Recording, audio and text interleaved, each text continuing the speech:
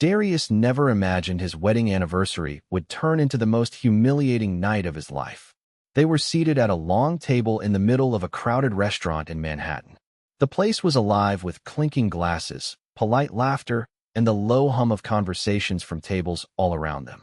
To anyone watching, it probably looked like a celebration, but Darius could already feel the storm coming. His wife, Marina, sat beside him in her emerald dress, a diamond pendant catching the glow of the chandelier. Across from them were her closest friends, women she had known since college. Beside each of them sat their husbands, men in tailored suits, the kind who tossed their car keys onto the table without thinking twice. Darius saw the Tesla logos flashing back at him, a silent reminder of the gap between their world and his.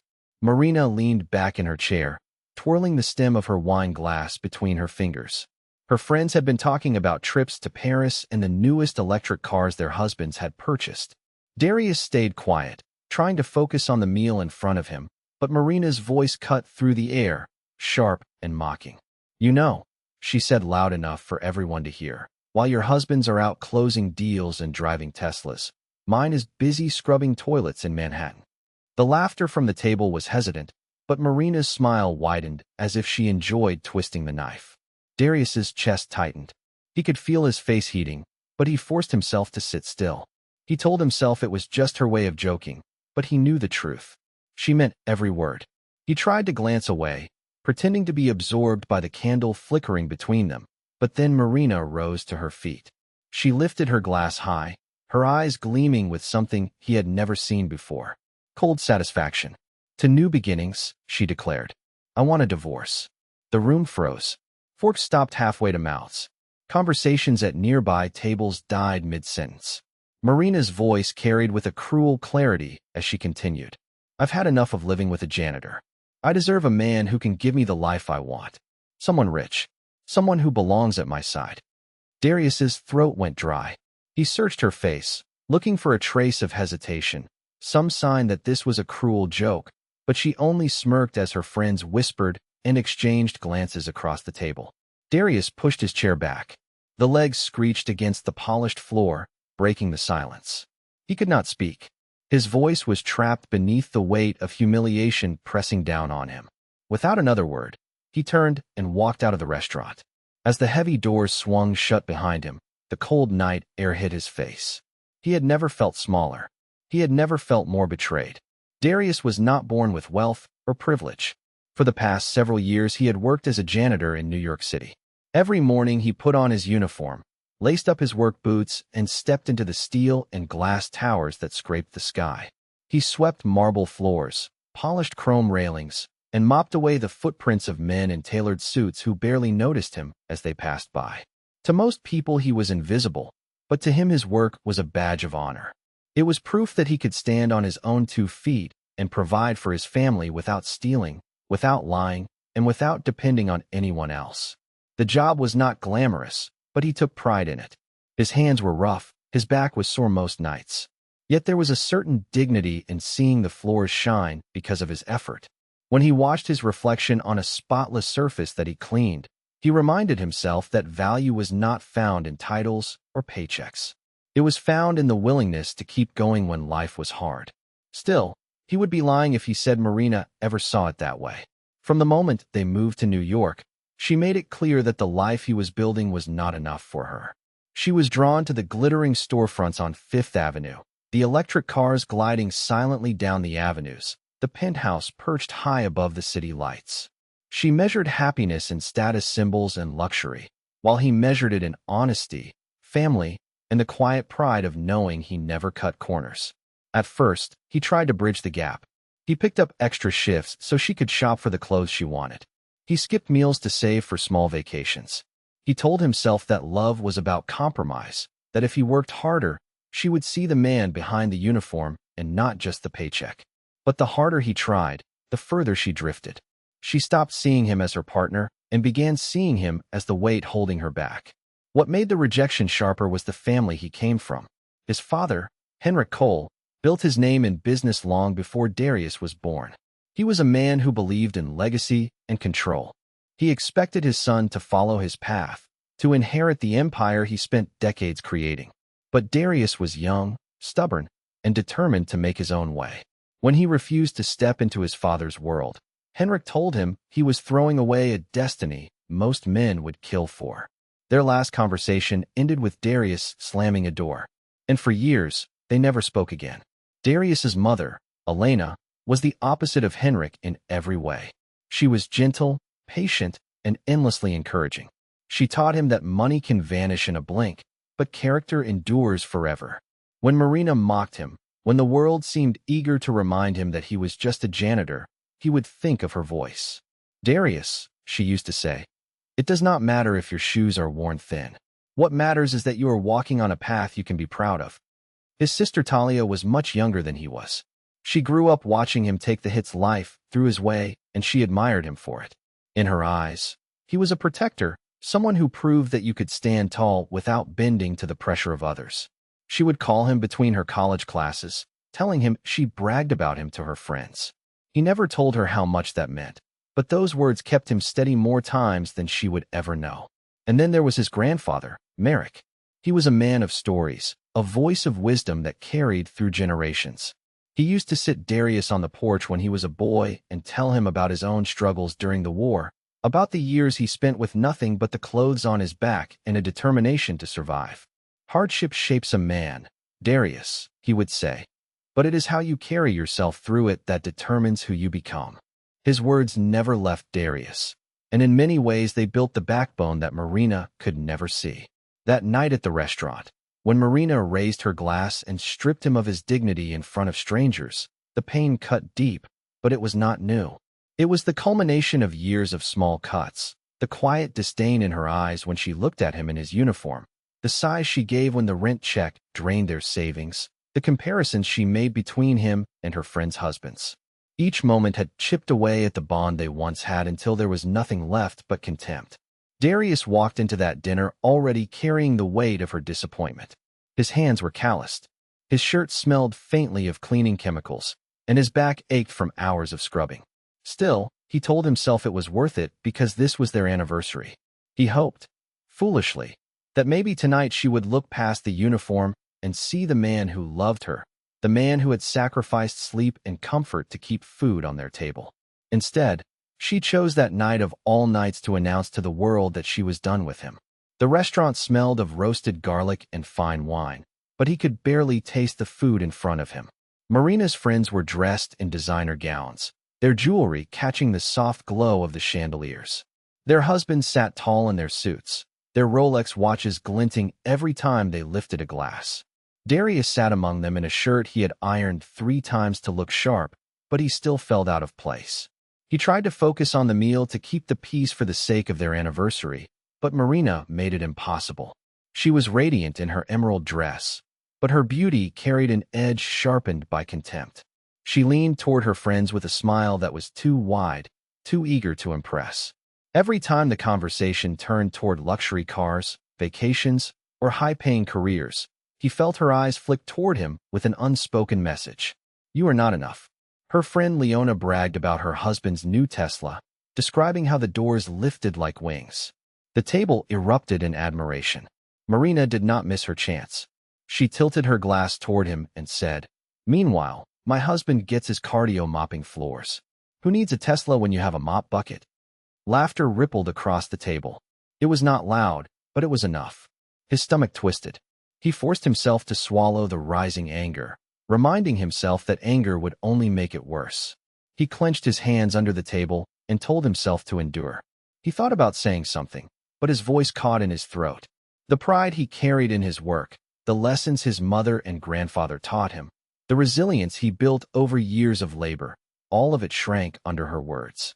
For Marina, it was not enough. He tried to change the subject. He leaned forward and said, "I had a tenant thank me today for helping her carry groceries up the stairs. Made my day." He meant it as a reminder that small acts matter. But Marina rolled her eyes. "Groceries? Darius, please. These men are negotiating contracts and managing portfolios. You're bragging about carrying a grocery bag." Her friend smiled politely, but the damage was done. His attempt to restore dignity only fueled her disdain. As the plates were cleared, Marina lifted her glass. He expected her to toast to their anniversary, maybe acknowledge the years they had spent together.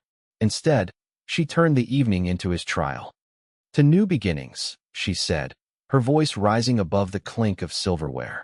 Her eyes swept across the table before landing on him. "I want a divorce." The words cut through him like glass. At first, he thought he misheard her. The table fell silent. Even the servers froze in place. His heart pounded against his ribs, loud in his ears. She went on, her voice steady and cruel. "I am tired of living with a janitor. I deserve a man who can give me the life I want. Someone rich. Someone who belongs at my side." The room blurred. He saw her friends shifting uncomfortably in their seats. Husbands looking anywhere but at him. His chair suddenly felt too small. His body too heavy. Humiliation burned in his chest, a fire he could not put out. He wanted to speak, to defend himself, but his mouth refused to move. His pride was trapped under the weight of her words. He thought of his sister Talia, who looked up to him as her protector. He thought of his mother Elena, who told him dignity mattered more than wealth. He thought of his grandfather Merrick, who believed hardship revealed character. All of them had given him strength, but in that moment their lessons clashed with the raw sting of public shame. He pushed his chair back. The sound of its legs scraping against the polished floor pierced the silence. His heart ached, but his decision was clear. Staying at that table meant surrendering what little dignity he had left. He stood without a word. Marina smirked, raising her glass higher, as if his silence proved her point. Her friends whispered, their eyes darting between them. He turned his back on the table and walked toward the door. Each step was heavy but necessary. The maitre d' tried to greet him politely as he left, but he could not meet his eyes. The restaurant doors swung open, and the cold night air of New York struck him like a slap. He stood on the sidewalk, his breath visible in the chill. Inside, laughter slowly resumed, muffled by the glass. He stared at the lights of passing cars, feeling smaller than he ever had in his life. This was supposed to be their anniversary, a night to celebrate the years they had spent together.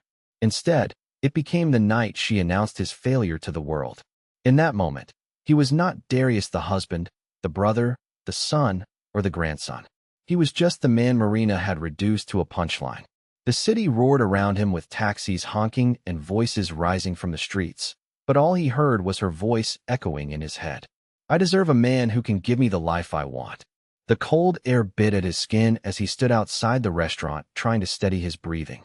The humiliation from inside still clung to him like a second skin. People passed by without a second glance, couples arm in arm laughing and hailing taxis while he stood frozen under the city lights.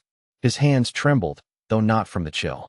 He had left his dignity behind at that table, ripped away in front of strangers and so-called friends. He shoved his hands into his pockets and started walking. He did not know where he was going. Maybe home, maybe nowhere at all. The sidewalk was slick from an earlier rain, and the reflections of neon signs shimmered in puddles like broken pieces of glass. His mind replayed Marina's words again and again. "I deserve a man who can give me the life I want." Each time, the pain struck harder, as though she were repeating them into his ear with every step he took. Half a block away, he leaned against a lamp post and lowered his head. For a moment, he wanted to disappear, to dissolve into the concrete and never face the world again. That was when he heard it, the low hum of an engine pulling up beside him. A sleek black car slowed to a stop, its tinted window rolled down with deliberate slowness. Inside, a man in a dark suit leaned forward, his face stern, his eyes sharp as if they were measuring him. "Mr. Cole," he asked, his voice deep and steady. Darius froze. His first thought was that Marina had sent someone to mock him further, to drive the knife deeper. He hesitated, then nodded. "Yes, who's asking?"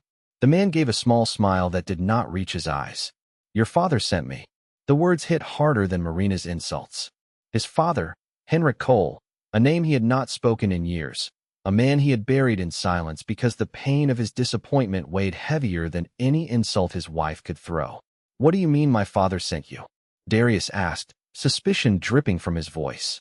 "I have not heard from him in years." The man reached into the passenger seat and pulled out a thick envelope sealed with red wax. He held it out the window with a steady hand. "Your father told me to deliver this when the time was right. Tonight," he said, "is the time." Darius stared at the envelope, his heart racing. His father's seal was unmistakable. A lion's head pressed into the wax, a symbol he had used on everything from his business contracts to birthday cards when Darius was a boy. He had not seen that seal since the night he walked away from him. He did not move at first. Part of him wanted to reject it, to tell the man he had the wrong person, to turn and keep walking, but curiosity gnawed at him. Slowly, he reached out and took the envelope from his hand. The paper was thick, expensive, the kind used by men who wanted to leave an impression. "What is this?" Darius asked, his voice unsteady. The man's gaze never wavered. "It is your father's message." His exact words were, "Tell my son it is time." The window slid up before he could ask more, and the car pulled away, its tires whispering against the wet pavement. Within seconds, it vanished into the blur of traffic, leaving Darius alone with the envelope clutched in his hands. He stood frozen under the street light, the sounds of the city around him fading into the background. His breath came in short bursts as he stared at the seal.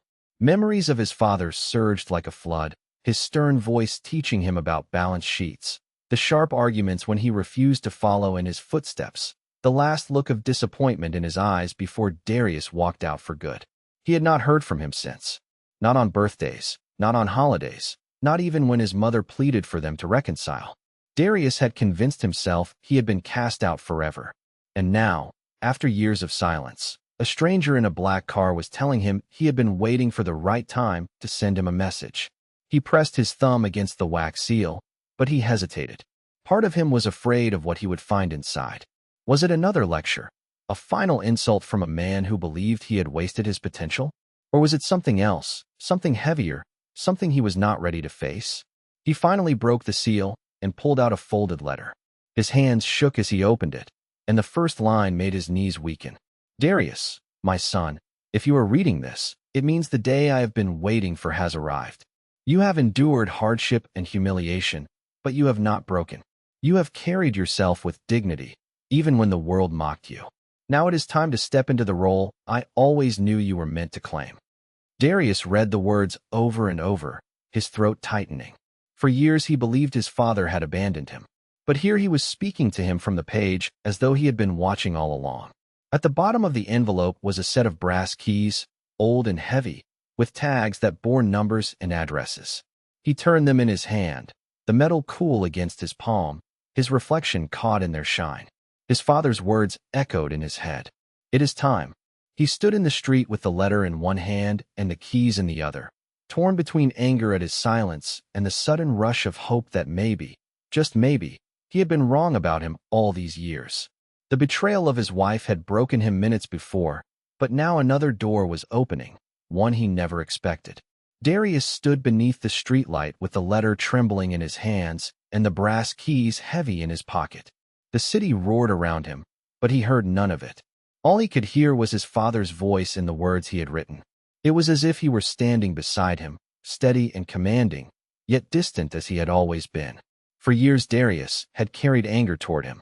He believed he had abandoned him when he refused to follow in his footsteps, when he chose a life of independence over his empire. He convinced himself Henrik wanted nothing to do with him, that he was no longer his son in his eyes. But now, staring at this letter, that belief began to crack. The words were not of rejection. They were of faith. "You have endured hardship and humiliation, but you have not broken. You have carried yourself with dignity, even when the world mocked you." Tears threatened to rise, but he forced them back.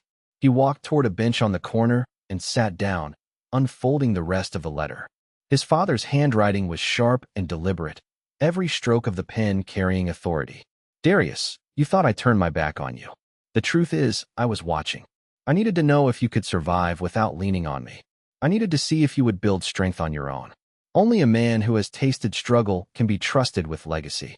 I withheld my hand, not out of hatred, but out of faith that you would prove yourself worthy. Tonight you have. The keys enclosed belong to properties, accounts, and businesses that are now yours. They will test you. They will demand everything of you. But they will also give you the chance to rise above the humiliation you endured and become the man I always believed you could be." Darius set the letter on his lap and stared at the keys. Dozens of memories rushed through him. The long nights scrubbing floors. The mornings where exhaustion made his hands shake. The shame of watching Marina measure him against men who had everything he did not. His father had seen all of it, and instead of rescuing him, he had allowed him to carry the weight. And now, when he felt at his lowest, Henrik had placed the burden and the blessing of his legacy into his hands. He clenched the keys tightly, the metal biting into his palm.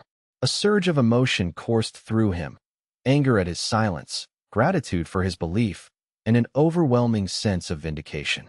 For years, Marina treated him like a failure, as though his worth was tied to the shine of a car emblem or the number of zeros in a bank account. Now, by sheer twist of fate, he stood holding proof that he was far more than she ever imagined. Yet, what struck him most was not the wealth itself. It was the realization that his father had not abandoned him after all. He had been waiting for this moment, and in his eyes Darius had passed the test. He rose from the bench, his grip on the keys firm. The city around him no longer felt cold and indifferent. The lights seemed brighter, the night air sharper, alive with possibility. A taxi slowed as if sensing his need for direction, and he stepped inside. The driver asked, "Where to?" Darius unfolded a small tag attached to one of the keys. It bore an address in the Upper East Side. His heart raced as he gave the driver the location.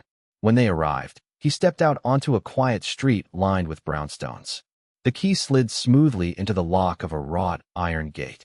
Inside was a townhouse, grand but not ostentatious, its windows glowing warmly against the night. His father had left this for him, not as a gift, but as a responsibility. He walked through the rooms in awe.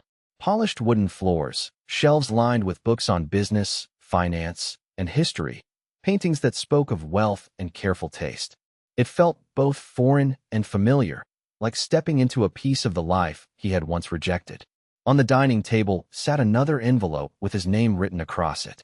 He opened it and found a second letter, shorter, but even more direct. "Darius, this is only the beginning. What you do next will define you. Do not let betrayal chain you to bitterness. Rise above it. Prove that integrity can rule as powerfully as ambition. I am watching, even if from afar." Henrik. His legs weakened, and he sank into a chair. The weight of everything pressed down on him. The betrayal of his wife, the years of labor, the silence of his father, and now this sudden inheritance that changed everything. Yet beneath the weight was a rising strength, a conviction he had not felt before. He thought of Marina sitting at that restaurant table, smug and triumphant as she announced their end. She believed she had shattered him. But tonight was not his end. It was his beginning. When the clock struck midnight, he stood at the window, looking out at the city that had once seemed so indifferent. For the first time in years, he felt taller than the skyscrapers themselves. The janitor who had been mocked and discarded was gone.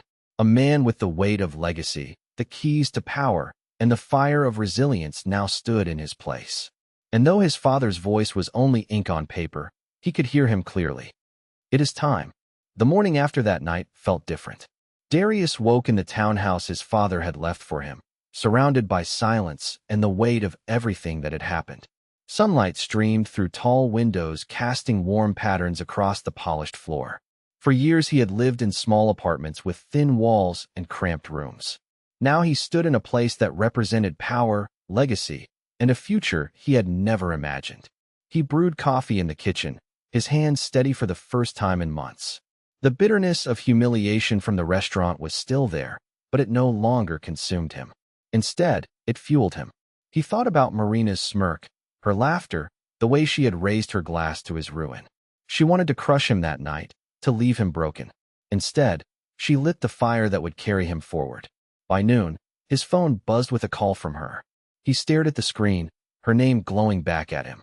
Part of him wanted to ignore it, but another part wanted to hear her voice now that the ground beneath them had shifted. He answered. "Darius," she said, her tone softer than he had heard in years. "I was upset last night. I didn't mean to humiliate you like that." He said nothing. He let the silence stretch until she rushed to fill it. "I heard something this morning about you, about Henrik." She paused as if choosing her words carefully. "I didn't know your father was still connected to you. I didn't know you were heir to anything." Her words were cautious, but her intent was clear. The woman who had dismissed him as worthless now wanted to reel him back in. "Marina," he said firmly, "you did mean it. You wanted me to feel small. You wanted to cut me down in front of everyone because you measured me against your friends' husbands, and I came up short. But you were wrong. I was never small. I just chose a harder path. She tried to interrupt, but he raised his voice. You wanted wealth, and now you see it standing in front of you. But you lost me the moment you traded loyalty for greed. Her tone shifted, pleading. We can start over, Darius. We can be better. You can forgive me. Think about everything we've shared. He shook his head, though she could not see him. No. You wanted a man who could buy your happiness. Go find him. I hope he brings you all the Teslas in the world, because what I have now is more than wealth. I have dignity, and that is something you never valued. He ended the call and let the silence of the townhouse embrace him. It was not triumph he felt, but clarity. Marina had shown him who she was, and his father had reminded him who he was. Over the next few weeks, Darius stepped into the legacy his father left. He visited properties with his name on the deeds. He met with business partners who had known Henrik for decades. They looked at him with surprise at first, unsure if the janitor could stand where Henrik once did. But as he spoke with conviction and carried himself with the strength of his struggle, he saw their respect grow. Each day he walked into those meetings, he thought of the floors he once scrubbed, the janitor's cart he once pushed. He carried those memories with pride, not shame. They had shaped him into the man he was, the man who could shoulder responsibility without losing his integrity. And every night when he returned to the townhouse, he would take out his father's letter and read it again. His words reminded him that this was not a gift handed freely. It was a trust, a challenge, a chance to prove that character mattered more than titles. Months later, he passed the restaurant where Marina ended their marriage. He stopped across the street and watched through the window as couples laughed and raised glasses in celebration. The pain of that night was still there, but it no longer owned him. Instead, it had become part of the story that shaped him. He smiled and walked away, not as the man who was humiliated, but as the man who rose from it. The lesson was simple. A person is not defined by the insults of others or the weight of their expectations. They are defined by how they carry themselves when life knocks them down. Dignity, resilience, and loyalty are worth more than any car, any suit, or any fleeting status symbol. Darius lost a wife who never truly valued him, but he gained something far greater: clarity, strength, and a legacy built not on appearances, but on endurance. And if his story reminds anyone of anything, let it remind them of this. Worth is not measured by what others say you are. It is measured by the integrity you refuse to surrender.